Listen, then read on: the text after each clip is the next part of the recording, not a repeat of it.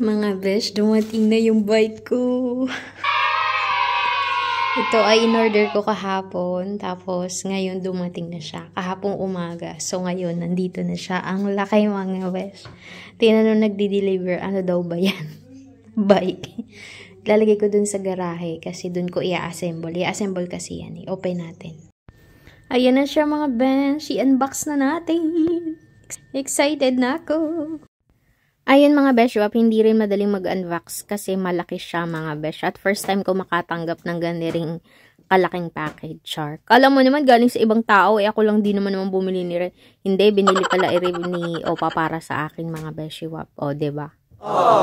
Ayun mga beshwap, at inisa-isa ko na nga ni siyang tinanggal dun sa box. And syempre, alam nyo naman, wala naman akong ibang aasahan din kundi sarili ko lang. At ako rin, tuwang-tuwa talaga din at napakaganda na lang nabili kong bike. Este ni Opa pala para sa akin. Well, ako ang nag-order online. In-order ko siya ng Martes ata or Wednesday. Tapos kinabukasan ng tanghali ay nadyan na. Ganun ho kadali dining umorder. At saka wala nga ni ho dining scam. Tapos, binayaran na lang sa akin ni Opa ng cash. Ganun. Kasi syempre, di naman alam ni Opa alin yung gusto kong bike. At saka hindi na siya marunong yung mga online-online. At syempre, ikaw ba naman ipanganak ng World War II? Anong alam mo? Char. Marunong naman siya mag-computer, pero hindi siya marunong mag-order online. So, kung may orderin online, ako ang gumagawa o yung sister-in-law niya mga beshwap. At arin na nga na isa-isa ko nang inatanggal dun sa box. Hindi madali. Paano kaya ibinaksan? No? Napakagaling talaga ng mga tao ngayon. Biruin nyo yung isang bike na siksik dyan. So, ngayon, yung box, hindi ko tapon. At para pag anong mangyari ay pwede ko aring iuwi. I-disassemble ko lang uli at apadala ko sa Pilipinas. Alam niyo naman ako, lahat inapadala sa box maliban sa sarili ko. Charis. Ay, wag ganon. Hindi ko pinangarap umuwi ng Pilipinas ng nakabox. Wag hong ganon. In Jesus name, wag naman ho. So, ayan. Tinanggal ko na nga at hirap na hirap ako. At syempre, alam nyo na, wala naman ako ibang aasahan din Alang naman tawagin ko si Opa na hindi na makayo ko. So, sariling sikap talaga sa lahat ng bagay din mga beshwap. Kahit mabigat ay inakaya. Ayan. Nakikita nyo namang hirap na ako. Kahit dun sa simpleng pag-alis laang nung karton at saka nung mga anik-anik niya ay medyo mahirap din mga beshwap. At ako'y saludo sa mga nag-impake ni Rit. Napakagagaling ninyo. Dini ko na nilagay sa garahe. At kaya kahit nasa garahe ako, tingnan nyo naman nakapal ng jacket ko, nakapanglabas ako na jacket dahil malamig ho din dahil walang heater. Dahil yan ay direct na napasok ang hangin galing sa labas mga beshwap. Walang insulation din Insulation ba tawag doon? Yung para mainit. Basta ganon. So, ayan ang mga besh at nalabas ko na siya. At tingnan nyo naman, hindi pa tapos mga beshwap. At isa-isahin ko pa yung kalasin. Inabot din siguro ako ng mga 30 minutes dyan para tanggalin isa-isa mga besh.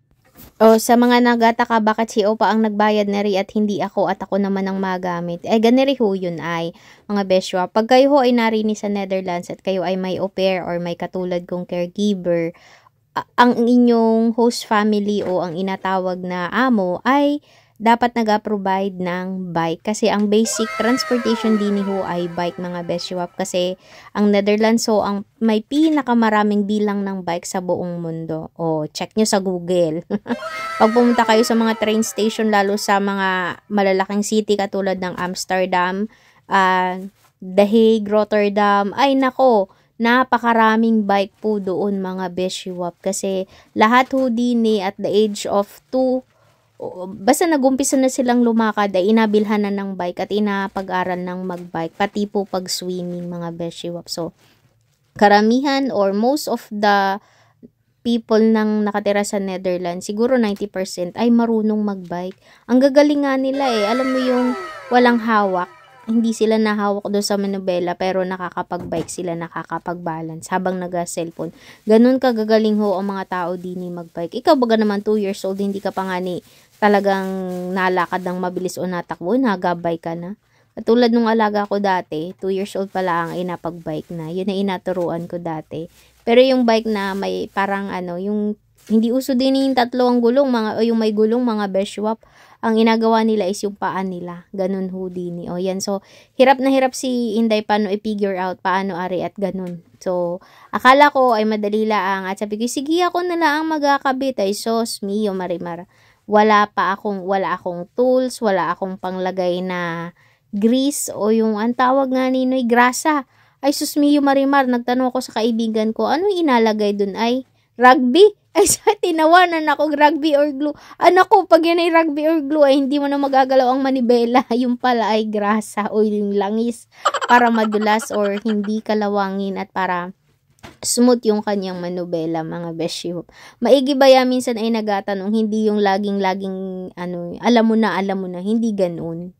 Kailangan matuto tayong mag-accept ng hindi lahat ng bagay ay alam natin kasi may mas nakakaalam sa atin. So, tama yung decision ko na tumawag na lang ng expert. Bali, sinearch ko lang siya online na yung pwede mag-service sa bahay. Kasi tumawag ako dun sa bike shop, hindi sila sumagot, walang nag-reply sa akin. So, sabi nung kaibigan ni Opa, yung laging naparinate, mag-search ka online, merong taong pwedeng pumunta dito sa bahay para ayusin. At yun na nga ni, dumating siya kahapon, may isang van na malaking puti at pinasok niya dun yung aking bike sa loob. At dun niya in-install. Ibinitin niya yung aking bike at inayos niya, mga besyo. Ay, alam mo ba nga napakagaling niya, as in inasipat-sipat niya, isa-isa inayos yung railings, yung kadena, yung preno, lahat talagang napaka-expert niya, as in 30 minutes lang niyang ginawa, wala pa nga ng 30 minutes, wari yun.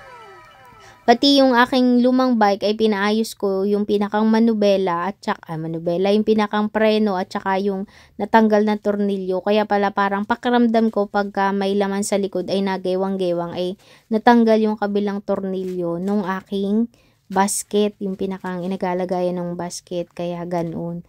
Kaya nung nakaraan, nag-grocery ako hapon, sus, dahan-dahan ba yan naman ako at ako'y natatakot at baka ako'y masemplang. Ako'y kahit sabihing mabagal yung pagpapatakbo ay ayos laang at walang problema. Basta safe ako. Ayoko talagang ako'y magagasgasan at ay mahirap na napakasakit, mga besyo. So, ganyan na muna siya. Bukas ko na-assemble kasi wala akong mga tools katulad ng mga wrench kasi may video link na sinend sa akin paano i-assemble kaya ganyan yan. So, kailangan kong bumili nun, mga besh. Ang ganda niya, grabe. Tas, ito, automatic na siya, May lock na pala. Bala ko pa naman sana bibili ako ng ganito. Padlock. Ay, meron na pala siya. Ang ganda niya, mga besh. Pink talaga. So, dyan muna siya. Bukas ko na siya assemble. 2,000 years later. Ayan na, tapos ang aking bike, mga besh. Ang gara, di ba? Saglit lang yun, mga 30 minutes lang ginawa nung gumagawa. Galing eh. Dalawa na ngayon ang aking bike. So, bibilang ko to ng malaking basket. O, diba? Dito ko muna nilagay sa loob kasi masyadong malalamigan sa labas. Magkakalawangin.